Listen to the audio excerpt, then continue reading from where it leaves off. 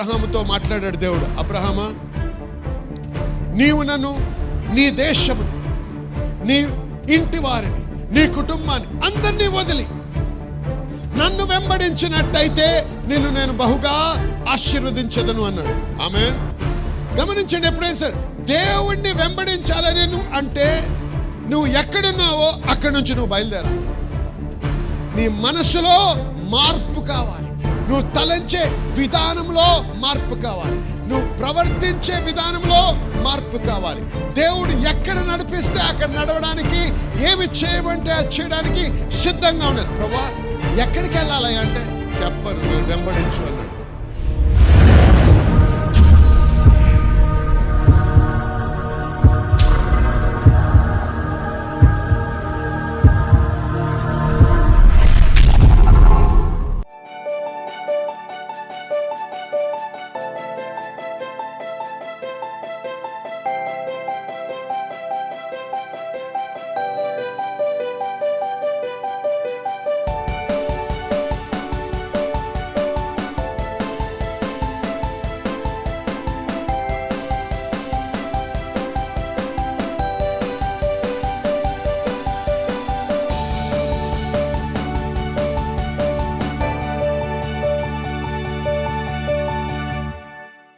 నువ్వు ఎటువంటి బంధకములో ఉన్నా సరే, అది అనారోగ్యం అవ్వచ్చు, ఆర్థిక ఇబ్బంది అవ్వచ్చు, కుటుంబ విషయం అవ్వచ్చు, గర్భఫలమై ఉండొచ్చు, ఇంకేదైనా ఉండొచ్చు. ఏ ఇబ్బంది అయినా సరే నా దేవుడు, నా యేసయ్య మిమ్మల్ని విడిపించడానికే వచ్చాడు. హల్లెలూయా. ఇది సువార్త. ఆర్థిక విషయం ఒకటే కాదు, అన్ని విషయాలు. ఎన్నిసార్లు చదువుతున్నాం వాక్యంలో, అన్ని విషయంలో కూడా నువ్వు ఆశీర్వదించబడాలనేదే దేవుని యొక్క చిత్తం. నీకు గర్భఫలము లేదా, గొడ్రాలంటున్నారా నిన్ను, అది దేవుని చిత్తము కాదు. డాక్టర్లు ఏమైనా అనొచ్చు, దేవునికి అసాధ్యమైంది ఏది కూడా లేదు. హల్లెలూయా, హల్లెలూయా. మరి మా సంఘానికి ఒక జంట వచ్చిందండి. వారు అనేక సంవత్సరాల నుంచి పిల్లలు పుట్టలేదు, అసలు పుట్టరు అనేటువంటి తీర్మానానికి వచ్చారు. అటువంటి సమయంలో వచ్చినప్పుడు వాక్యం విడుదల చేయబడ్డది. వారు స్వీకరించారు నిలబడి. దేవా మీకు స్తోత్రం, మాకైతే తెలియదు, మేము డాక్టర్లు అయితే ఏమాత్రం కూడా మాకు మరి నిరీక్షణ ఇవ్వటం లేదు, కానీ మీకు స్తోత్రం, మీ వాక్యంలో శక్తి ఉందని లేచి నిలబడ్డారు. దేవుని కృపను బట్టి ఆమె గర్భవతి అయింది. ముగ్గురిని ఒకటేసారి కన్నది. హల్లెలూయా, హల్లెలూయా, ఆమేన్. అద్భుతాలు చేసే దేవుడు. మీరు దుఃఖిస్తున్నారా, దేవుని సన్నిధిలో విలపిస్తున్నారా, ప్రార్థన చేస్తున్నారా, మొర పెడుతున్నారా, మీకు దేవుడు వింటం లేదు అనిపిస్తుందా? దేవుడు వినగలిగే చెవులు దేవుని. హల్లెలూయా. మీ ప్రార్థనకి జవాబిచ్చే దేవుడు, మీకు సమాధానాన్ని ఇచ్చే దేవుడు, మీకు విడుదలనిచ్చే దేవుడు, మీకు అద్భుతాలు జరిగించే దేవుడు. మీకు అసాధ్యమని మనిషి చెప్పొచ్చు, కానీ మనిషికి అసాధ్యమై ఉండొచ్చు, కానీ దేవునికి అసాధ్యమైంది ఏది కూడా లేదు. హల్లెలూయా, హల్లెలూయా. నీ దేవుడు, నా దేవుడు సమస్తాన్ని సాధించగలడు. హల్లెలూయా, నీ కొరకు. ఆమేన్. కాబట్టి ఎటువంటి ఇబ్బందిలో ఉన్నా సరే ఈ రాత్రి నువ్వు విడుదల పొందనై ఉన్నావు. ఎటువంటి ఆటంకం ఎదుర్కొంటున్నా సరే దాన్ని జయించగలవు, ఎందుకంటే యేసయ్య మనకి తోడై ఉన్నాడు. దేవుడు నాకు తోడై ఉంటే ఎవడు నిలవగలడు నా ఎదుట? హల్లెలూయా. If God be for us, who can be against us? దేవుడు మన పక్షమున ఉండగా మనకు విరోధి ఎవడు? హల్లెలూయా, హల్లెలూయా. కాబట్టి మీరు భయపడకు, నిరాశపడకు, నిస్పృహ చెందకు. నీవు విజయవంతుడు, నువ్వు జయించేవాడివి. జయించే బీజము నీలో ఉంచాడు దేవుడు. హల్లెలూయా, హల్లెలూయా. ఆమేన్, ఆమేన్. దేవునికి స్తోత్రం. హల్లెలూయా. ఇటీవల ఇంకో సాక్ష్యం విన్నాను. ఇంకో దేశంలో ఈ యొక్క బిడ్డకి, ఈ జంటకి పిల్లలు పుట్టం లేదు. అటువంటి సమయంలో వారి పాస్టర్ దగ్గరికి వెళ్ళి చెప్పారు, అయ్యా మాకు పిల్లలు పుట్టం లేదు. ఏంటి ప్రాబ్లం ఏంటంటే ఫాలోపియన్ ట్యూబ్ తీసేశారంట.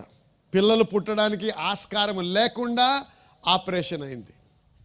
గర్భసంచిని తీసేశారు. అసలు ఏ రకంగా కూడా పిల్లలు పుట్టడానికి ఆస్కారం లేదు. ఏం నమ్ముతారు మీరు? దేవుని వాక్యం నమ్ముతారా? మీరు చూసేది, డాక్టర్లు చెప్పేది నమ్ముతారా? ఏమన్నాడు యెషయా ప్రవక్త, who hath believed our report అన్నాడు. మా సమాచారం ఎవడు నమ్మెను? మా సమాచారం ఎవడు నమ్మెను? ఆ పాస్టర్ గారు, ఆ బిషప్ గారు వాళ్ళ మీద చేతులుంచి ప్రార్థన చేసి, ప్రభు మిమ్మల్ని దీవించును గాక అన్నాడు. సంవత్సరం తిరగక ముందు ఆ బిడ్డ 3 పిల్లల్ని కన్నది. హల్లెలూయా. అసాధ్యం, అవును, సహజముగా అసాధ్యం, కానీ దేవునికి అసాధ్యమైంది ఏది కూడా లేదు. నీలో ఏది లేదో, ఏది డాక్టర్లు తీసేశాడో అది తిరిగి సృష్టించగలిగిన దేవుడు. హల్లెలూయా. హల్లెలూయా. మీ కిడ్నీ ప్రాబ్లం ఉందా, కొత్త కిడ్నీ ఇస్తాడు దేవుడు. మీ హార్ట్ ప్రాబ్లం ఉందా, కొత్త గుండెని ఇస్తాడు దేవుడు. హల్లెలూయా. మీ ఊపిరితిత్తుల్లో ప్రాబ్లం ఉందా, కొత్త నూతనమైన ఊపిరితిత్తులు ఇవ్వగలడు దేవుడు. హల్లెలూయా. సృష్టించిన వాడు ఆయనే. ఆమేన్. కాబట్టి నాకు అసాధ్యం అనే పదం రాకూడదు మన నోట్లోంచి. ఎందుకు? మన విశ్వాసము చొప్పున సమస్తాన్ని మనము సాధించగలము. హల్లెలూయా. కాబట్టి ఏమన్నాడు ఆయన, వారి యొక్క మొరని విని మోషే నేను విన్నాను, వారిని విడుదల చేయడానికి వచ్చాను అన్నాడు. విడిపించడం మట్టుకే కాదు, విడిపించిన తరువాత ఇంకొక విషయం, వారిని నడిపిస్తాను అన్నాడు. హల్లెలూయా. విడిపించి నడిపిస్తాడు. హల్లెలూయా. విడిపించి ఎక్కడనో అక్కడ వదిలేడు దేవుడు. నిన్ను రక్షించి నువ్వు ఎక్కడనో అక్కడ వదిలేడు. ఆయన వెంబడిస్తే ఎక్కడికి వెళ్తావో తెలుసా? సమృద్ధి అనే స్థలానికి వెళ్తావు. హల్లెలూయా. ఏమన్నాడు? వారిని విడిపించి, ఐగుప్తు నుంచి విడిపించి, పాలు తేనెలు ప్రవహించేటువంటి కానాను విశాలమైన స్థలానికి వారిని నడిపించడానికి వచ్చాను అన్నాడు. హల్లెలూయా. గమనించారా?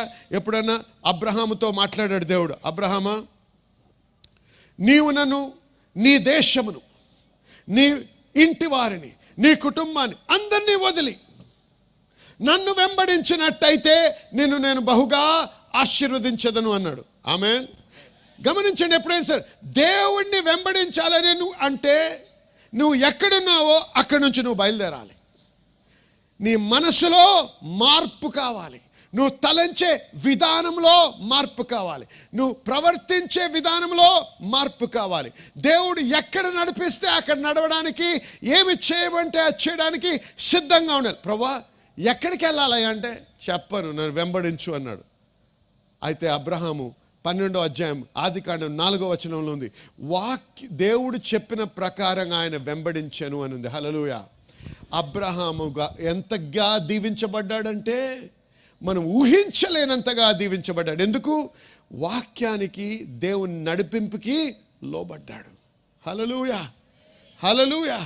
దేవుని నడిపింపుకు నువ్వు లోబడితే, ద్వితీయోపదేశ కాండం 28వ అధ్యాయం చూసినట్టయితే ఏమన్నాడంటే, నేను పలికిన మాటకు మీరు లోబడి నా ఆజ్ఞలు గైకొన్నట్టయితే నేను మిమ్మల్ని అన్ని జనముల కంటే ఉన్నత స్థితిలో ఉంచుతాను అన్నాడు. హల్లెలూయా.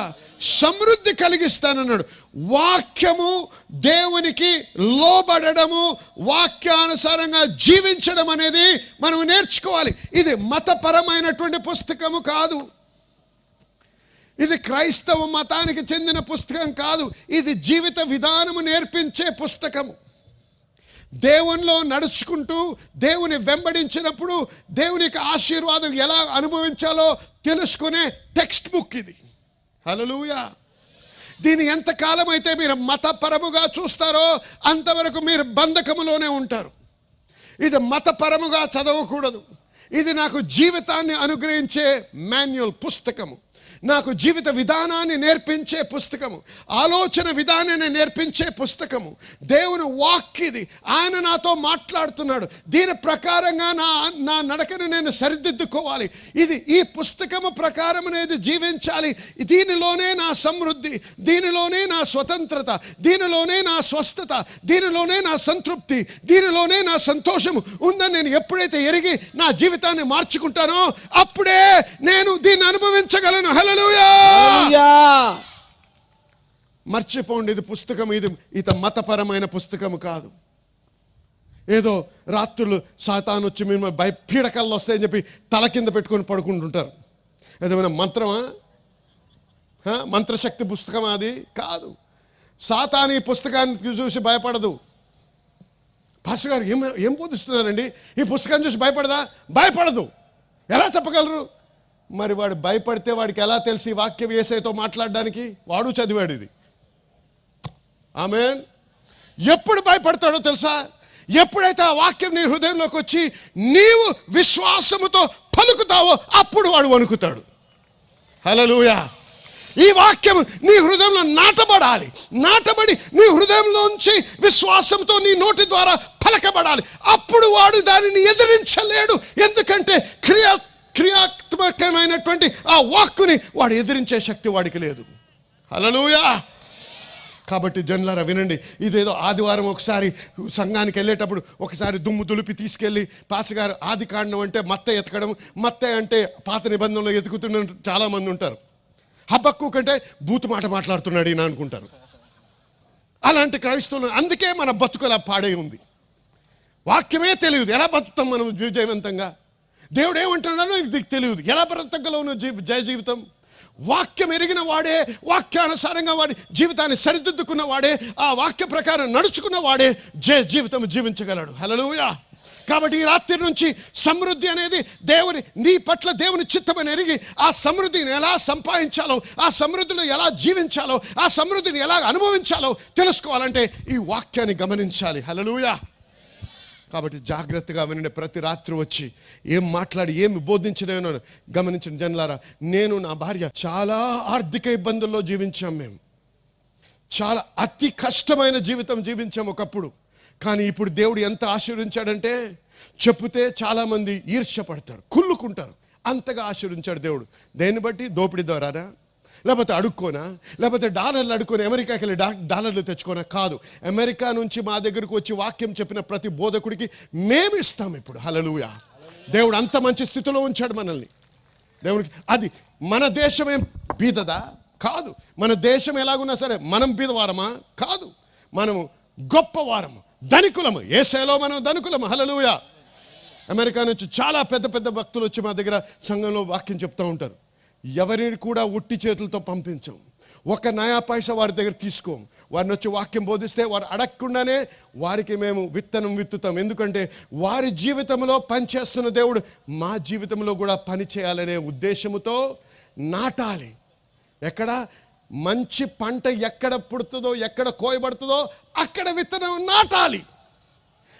విత్తనము నాటకపోతే పంట కోయడానికి హక్కు లేదు నీకు. హల్లెలూయా. హల్లెలూయా. మరి దేవుడు ఎంతగా ఆశీర్వదిస్తున్నాడంటే మన సంఘము నుంచి ప్రతి సంవత్సరం 2 సార్లు బర్మాకి మనం టీమ్స్ పంపిస్తున్నాం. మన చర్చ్ నుంచి అక్కడ టీమ్స్ వెళ్ళి అక్కడ వాక్య ప్రకటన చేసి అనేక మంది పాస్టర్లు, నాయకులు లాంటి వాళ్ళు 100 మంది వస్తే వారికి వాక్యము బోధించి వారికి ఆహారమునిచ్చి 3 రోజులు లేకపోతే 4 రోజులు మీటింగ్లు చేసి సమస్త ఖర్చులు మనమే వహిస్తున్నాము. ఎక్కడి నుంచి వస్తున్నాయని? డాలర్లు వస్తున్నాయి కాదు, రూపాయలు. డాలర్లు సృష్టించిన దేవుడే రూపాయలను కూడా సృష్టించాడు. హల్లెలూయా. ఆమేన్. దేవునికి నా రంగు కూడా ఇష్టం, అందుకే ఈ రంగు చేసుకున్నాడు. తెల్ల రంగు అంటే ఎక్కువ ప్రీతి లేదు దేవుడికి. హల్లెలూయా. ఆమేన్. తెల్ల రంగు తోలుంటే వాడు గొప్పోడు అవ్వడు. దేవునిలో ఉంటే మనం గొప్పడు అవుతాం. చెప్పండి హల్లెలూయా. హల్లెలూయా. యుగాండాకి పంపించాం, ఇంకో దేశానికి ఇంకో టీంని పంపించాం. అక్కడ వెళ్ళి సేవ చేయమని. ఎక్కడి నుంచి వస్తుందండి? దేవుడిని ఈ సత్యాన్ని నేను ఎరిగాను కొద్దిగా, ఇంకా సంపూర్ణంగా ఎరగలేదు, ఇంకా నేర్చుకున్నాను నేను. ఈ కొద్దిలోనే నేను ఎంత అనుభవిస్తే ఇంకా తెలుసుకుంటే ఇంకెంత అనుభవించగలం మనము దేవుని బిడ్డలుగా ఈ రాజ్యంలో జీవిస్తూ అనేక రాజ్యాలకి, అనేక దేశాలకి దీవెనకరంగా మారగలము అని వాక్యం నుంచి నేను బోధించగలను ధైర్యముగా. హల్లెలూయా. మీరు ఈ పట్టణంలోనే మీరు అనేక దేశాలకి దేవుని సువార్తను ప్రకటించగలరు. హల్లెలూయా. మీరు ధనమును ఇవ్వగలరు, మీరు ఆశీర్వదించబడగలరు, అనేకులకి ఆశీర్వాదకరంగా మారగలరు. దేన్ని బట్టి? దేవా దేవా ఎప్పుడు ఆశీర్వదిస్తావు దేవా, నువ్వు నా ప్రార్థన ఆలకిస్తావా దేవా, ఎప్పుడన్నా నాకు సంపూర్ణ విడుదల ఇస్తావా దేవా. ఇటువంటి విలాపన ప్రార్థనతో కాదు, వాక్యము నెరిగి ఆ ఖడ్గమును వాడి ఎవడైతే నిన్ను పేదరికంలో ఉంచాడని నిర్ణయించుకొని నీకు ఎదురిస్తున్నాడో వాడిని తునకలు చేసుకుంటూ ముందుకు సాగుతూ వాడి దగ్గర నాకు చెందింది నేను వాడి దగ్గర నుంచి తీసుకొని జయ జీవితం జీవించాలి. గట్టిగా చెప్పండి హల్లెలూయా. గట్టిగా చెప్పాలి హల్లెలూయా. హల్లెలూయా. వారిని విడిపించడమే కాదు, పాలు తేనెలు ప్రవహించే సమృద్ధి గల విశాలమైనటువంటి మంచి దేశం. చెప్పండి అందరూ, మంచి దేశం. మళ్ళీ దేవుడు నువ్వు నిజంగా రక్షణ అనుభవించినట్టయితే ఆయన్ని ఈ రోజు నుంచి వెంబడించడం నేర్చుకో. నువ్వు ఎన్నడూ కూడా నిరాశతో లేమిలో బ్రతకాల్సిన అవసరత ఉండదు. దేవుడు ఎప్పుడు కూడా తన బిడ్డల్ని సమృద్ధిలోకే నడిపిస్తాడు. హల్లెలూయా. హల్లెలూయా.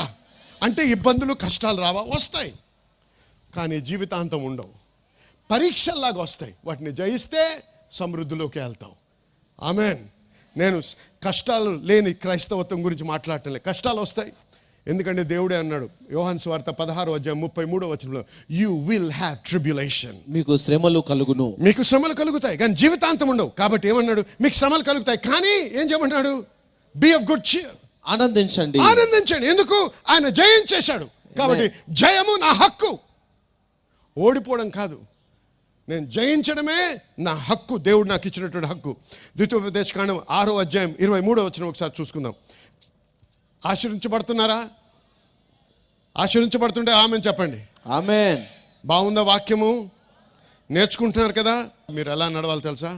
మీ జోబులో ఏమున్నా లేకపోయినా నేను ధనికుడిని, యేసయ్య నన్ను ధనికుడిగా చేశాడు. హల్లెలూయా. ఆ విశ్వాసంతో నడిచినప్పుడు ఏమవుతుందో తెలుసా? ధనము నిన్ను వెంబడిస్తుంది. నేను ఇప్పుడు చెప్తాను అందరికీ, ఐఎమ్ అ మనీ మ్యాగ్నెట్ అంటాను. తెలుసా? అంటే నన్ను చూసి డబ్బు నా దగ్గర పరిగెత్తుకుంటూ వస్తుంది. హల్లెలూయా. హల్లెలూయా. అనేక సాక్ష్యాలు ఉన్నాయి నాకు తెలియని ఎరగని ముఖము తెలియనటువంటి వారు వచ్చి నాకు ఇచ్చేటువంటి వారు. హల్లెలూయా. అడగను నేను ఎవరిని. ఆమేన్. దేవునికే తెలుసు నా అవసరాలు. హల్లెలూయా. అయ్యగారు నేను విశ్వాసంలో బ్రతుకుతున్నాను, ప్రార్థన చేస్తారు, వచ్చి ప్రార్థన చేసి దేవుడు దేవా ఇన్ని దీవించండి ఆమేన్ అని చెప్పి ప్రార్థన చేసిన తర్వాత అలాగే నిలబడి ఉంటారు బైబిల్ పట్టుకొని. ఏంటంటే నేను విశ్వాసంలో బ్రతుకుతున్నాను అయ్యగారు. అయితే విశ్వాసం బతుకు. మరి బైబిల్ ఏంటి ఇక్కడ అంటే ఏదన్నా ఇక్కడ పెడితే ఇలా మూసుకొని దేవునికి స్తోత్రం అని చెప్పి నడిచాడు. అది బిచ్చము. విశ్వాసం కాదు, బిచ్చం అడుక్కోవడం అది. హల్లెలూయా చెప్పండి. ఆ బతుకు మానాలి. మనం రాజులము యాజకులం అన్నాడు దేవుడు, మనం బిచ్చగలం కాదు. ఆమేన్.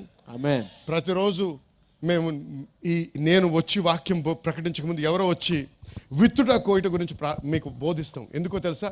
మీరు డబ్బిస్తే ఇది చేయలేమని కాదు. మీరు విత్తనము విత్తుట ద్వారా మేమేదైతే అనుభవిస్తున్నామో ఆ సంతోషము ఆ సమృద్ధి మీరు కూడా అనుభవించాలనే ఉద్దేశంతో బోధిస్తున్నాం. కాబట్టి ఈ బోధ మీకు నచ్చకపోతే, ఇది మేము బోధించేది మీరు నమ్మకపోతే మీ డబ్బు ఏమాత్రము ఇచ్చే అవసరము లేదు. విన్నారా మీరు? ఆమె చెప్పండి. కాబట్టి మిమ్మల్ని అడుక్కోవడానికి రాలేదు ఇక్కడ. పిలిచిన వాడు నమ్మదగిన వాడు. ఆయన ఇది చేయడానికి నాకు డబ్బు ఇవ్వకపోతే ఆయన పిలవలేదన్నమాట. హల్లెలూయా. అటువంటి ధైర్యముతో మనం పనిచేయాలి. అంతేగాని అయ్యగారు మీరు ఏమైనా ఇవ్వకపోతే చాలా కష్టం అండి, ఈ బిల్లు కట్టలేమండి, ఆ లైట్లు కట్టలేమండి, పిఏ సిస్టమ్ కట్టలేమండి, కాబట్టి ఏదన్నా మీరు కనికరించి మాకు కొద్దిగా ఇస్తే మేము చేయగలం. భిక్షం అడుక్కోవడానికి వచ్చామని పిలుపు ఉంటే భిక్షం అడగవు. హల్లెలూయా. పిలుపు ఉంటే భిక్షం అడగవు. మనిషి నీ యజమాని కాదు. దేవుడు నిన్ను పిలిచిన వాడు మనిషి కాదు, దేవుడు పిలిచాడు. దేవుడు పిలిస్తే దేవుడు చూసుకోవాలి. కానీ నువ్వు నేర్పించాలి, సవాల్ అయ్యాలి. వారు నమ్మినట్టయితే దాని ప్రకారంగా నడుస్తారు, ఖచ్చితంగా దీవించబడతారు. వారి జీవితాలే మీకు సాక్ష్యంగా ఉంటాయి. మీరు రేపు వినండి, మా సంఘం నుంచి ఎవరో ఒక బిజినెస్ మ్యాన్ వస్తాడు, ఆయన సాక్ష్యం వినండి. ఎల్లుండి ఇంకో బిజినెస్ మ్యాన్ వస్తాడు. ఎంతమంది బిజినెస్ వాళ్ళు కూడా ఎంతగా ఆశీర్వించబడుతున్నారో వినండి సాక్ష్యాలు. ఎందుకో తెలుసా? ఎవరి దగ్గర కూడా నేను వెళ్ళి ఒక పైసా అడగాను. వారే వచ్చి అయ్యగారు మీ మీదున్న అభిషేకంలో మేము కొద్దిగా విత్తడానికి మీరు పర్మిషన్ ఇస్తారా? కొద్దిగా దయచేసి ప్రార్థన చేయండి. ఎందుకంటే మాకు తెలుసు మీ మీదున్న అభిషేకం కానీ మేము దాంట్లో నాటగలిగితే మా వ్యాపారం కూడా గొప్పగా అభివృద్ధి చెందుతుంది. కాబట్టి దయచేసి దీన్ని తీసుకోండి అని వస్తారు నా దగ్గరికి. హల్లెలూయా. నేను భిక్షగాడిని కాదు చెప్తున్నా ముందే. హల్లెలూయా. నేనేమన్నాను? నేను డబ్బు వెనక వెళ్ళను, డబ్బు నా వెనక వస్తుంది. హల్లెలూయా. గమనించండి జనులారా, నేను ఎక్కడ వెళ్ళినా ఒక మాట చెప్తాను. నేను పేదరికము విడాకులు తీసుకున్నాం. నాకు పేదరికి సంబంధమే లేదు. నేను ఒకప్పుడు పేదవాడిగా ఉన్నాను, కానీ ఎప్పుడు ఇంకా నా జన్మలో నేను పేదవాడిగా ఉండను కూడా. హల్లెలూయా. అంత ఖచ్చితంగా ఎలా మాట్లాడుతున్నారయ్యా మీరు? గర్వమా? తప్పు. అహంకారమా? కాదు. యేసయ్యలో ఉన్న విశ్వాసము, అధికారం. హల్లెలూయా. హల్లెలూయా. ఈ వాక్యంలో ఉన్న సత్యంలో ఉన్న బలం అది. హల్లెలూయా. ఎవరు వచ్చినా ఏది ఎదిరించినా దేవుడే నాకు సమృద్ధిని అనుగ్రహిస్తాడు. హల్లెలూయా. ఈ వాక్యం చూద్దాం ఒకసారి, ఇది చూసి ముగిద్దాం ఇవాళ. ద్వితోపదేశకాండం 6:23. తాను మన పితరులతో ప్రమాణము చేసి ఆ ప్రమాణం చేసిన దేశమును మనకిచ్చి మనలను దానిలో ప్రవేశపెట్టుటకు అక్కడి నుండి మనలను రప్పించెను. ఇంగ్లీష్లో ఏముందంటే he brought us out to bring us in. ఆయన మనలను బయటకు తెచ్చాడు వాగ్దానము చేసిన దేశంలోనికి నడిపించుటకు. హల్లెలూయా. బయటకు ఎందుకు తెచ్చాడండి? నిన్ను ఎందుకు విడిపించాడండి సాతాను బంధకం నుంచి? నేను పాపం నుంచి ఎందుకు రక్షించాడండి? నేను ఎందుకు దేవుడు దీవిస్తున్నాడు? నీ సమృద్ధి గల స్థలానికి నడిపించడానికి. నీ పట్ల ఒక ఉద్దేశం ఉంది దేవునికి. ఆ ఉద్దేశం నెరవేర్చబడ్డానికి, ఆ సమృద్ధిలోకి నడిపించడానికి దేవుడు సిద్ధపడి ఉన్నాడు. కానీ నడవడానికి నువ్వు సిద్ధంగా ఉన్నావా లేదా? అయితే ఈ సమృద్ధి అనే స్థలం ఉందే, ఎక్కడికైతే ఆయన నడిపిస్తానంటున్నాడే, ఈ పాలు తేనెలు ప్రవహించే దేశం అంటున్నాడే, అది ఎలాగుంటుంది రేపు చూద్దాం. హల్లెలూయా. ఆమేన్. ఆమేన్. చూపిస్తాను రేపు, వాక్యంలో నుంచే చూపిస్తాను ఎలాగుంటుంది. అటువంటి సమృద్ధి నీది నాది, హక్కు దేవునిలో. ఆమేన్. ప్రాధేయపడి బతిమలాడాల్సిన అవసరం లేదు. మనదేంటండి? హక్కు. ఉదాహరణ, యేసయ్యతో ఒక వ్యక్తి సంబంధంలోకి వచ్చినప్పుడు, తిరిగి జన్మించుట ద్వారా ఆ సంబంధం ఏమంటారో తెలుసా? నిబంధన సంబంధం అంటారు. హల్లెలూయా. నిబంధనలో హక్కులు ఉంటాయి. సమృద్ధి జీవముతో బ్రతకడము నీ హక్కు. రేపు ఇంకా చెప్తాను దీని గురించి, కానీ నేర్చుకోండి. నువ్వు ఏమాత్రము కూడా పేదరికాన్ని కానీ, లేమిని కానీ, కరువుని కూడా సహించకూడదు. ఎందుకో తెలుసా? నీవేదో గొప్పోడు అయిపోవాలని కాదు, నువ్వు అనేకులకి ఆశీర్వాదకరంగా మారాలి. అది నీవు ఎవరిస్తారా అని చూడడం కాదు, నువ్వు ఎవరికి ఇవ్వాలా, ఎవరికి ఇవ్వగలనా అని చూడాలి. హల్లెలూయా. నేను మొదట్లో ఒక సంస్థలో పనిచేసేవాడిని. ఆ సంస్థ నన్ను వేరే దేశాలకు తీసుకెళ్ళేది. ఎందుకో తెలుసా? అక్కడికి వెళ్ళి వారి ముందు నిలబడి ఆ సంఘాల్లో, భారతదేశంలో సేవ చేయాలంటే బాబు మీరు ఇవ్వకపోతే మేము బతకలేము అనేటువంటి బీద పేద మరి విచారకరమైన కథలు చెప్తే, వారు ఏమైనా ఇస్తే తెచ్చి ఇక్కడ సేవ చేయాలి. హల్లెలూయా. ఇక సహోదరు అద్భుతమైన సాక్ష్యం చెప్తున్నారండి. మరి తన జీవితంలోనే కాదు, మరి తన యొక్క కుటుంబం జీవితంలో కూడా దేవుడు గొప్ప కార్యాలు చేస్తున్నారు. తన కొంతకాలంగా కింగ్స్ టెంపుల్ సంఘానికి రావడం జరుగుతుందండి. మరి వస్తున్నప్పుడు మరి తన యొక్క తండ్రికి మరి పక్షవాయువు రావడం జరిగింది. మరి పరీక్షలు చేయించినప్పుడు మరి డాక్టర్స్ చెప్పింది ఏంటంటే, ఆ యొక్క మెదడులో మరి ఒక రక్తం గడ్డ కట్టిపోయింది, దాన్ని బట్టి ఈ యొక్క సమస్య వచ్చిందని చెప్పారు. ఎన్నో పరీక్షలు చేశారండి, ఏ విధమైన ఫలితం లేకుండా ఉంది.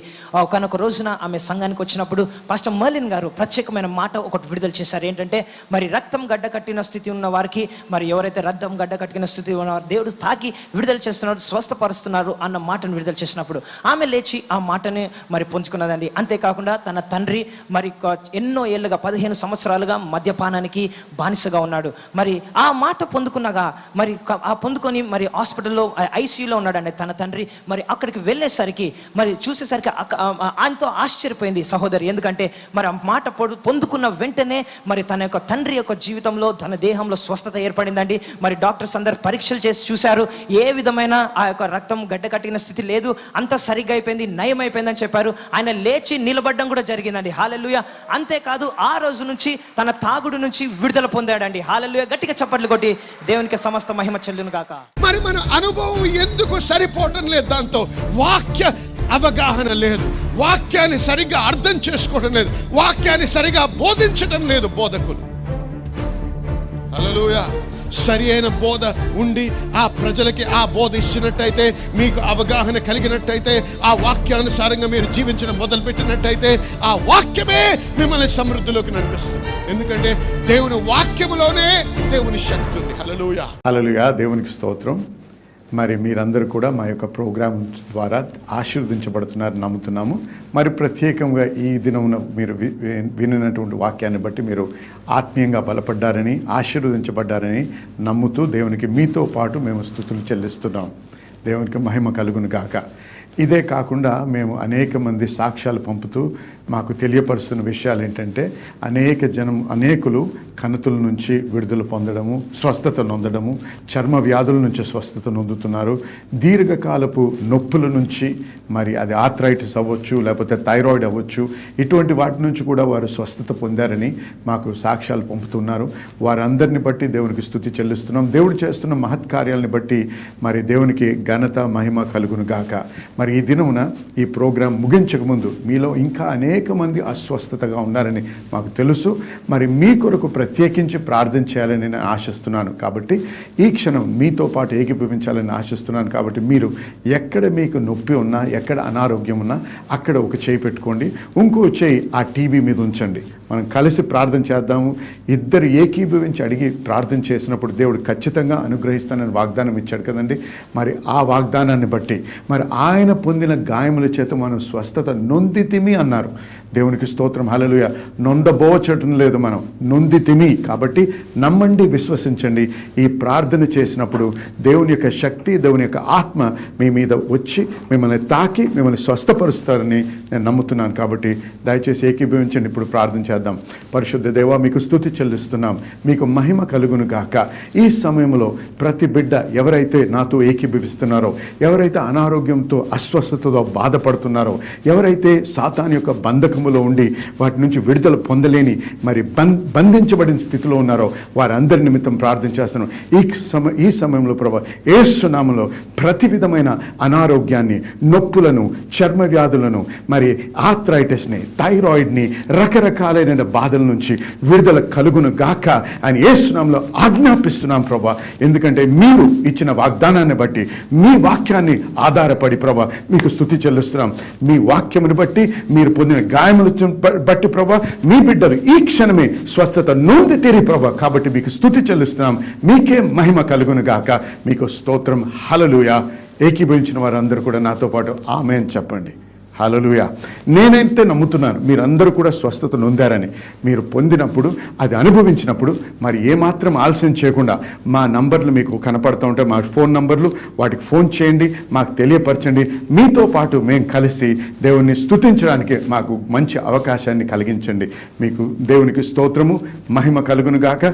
మళ్ళీ మనం తిరిగి మీతో ప్రార్థన చేయడానికి మరొకసారి దేవుడు తరుణం ఇచ్చినప్పుడు ఖచ్చితంగా చేద్దాం. దేవునికి మహిమ కలుగును గాక. Amen. I don't know if you're a believer or not. If you're a believer, you have a name that is above every other name. Whatever the devil stole from Adam through deception, Jesus got it back with a power.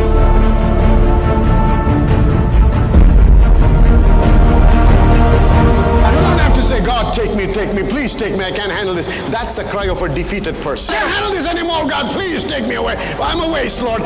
I'm a burden to this man. I'm a burden to my family. I'm a burden. Hey, get up, wake up. If you're still alive, that means God thinks you're valuable and God needs you here. You better wake up and find out why you're still alive and do something for God's glory rather than sit in a corner and cry and say, take me, Lord. Don't be a friend of the devil. Be a child of God who lives in victory. Somebody shout amen.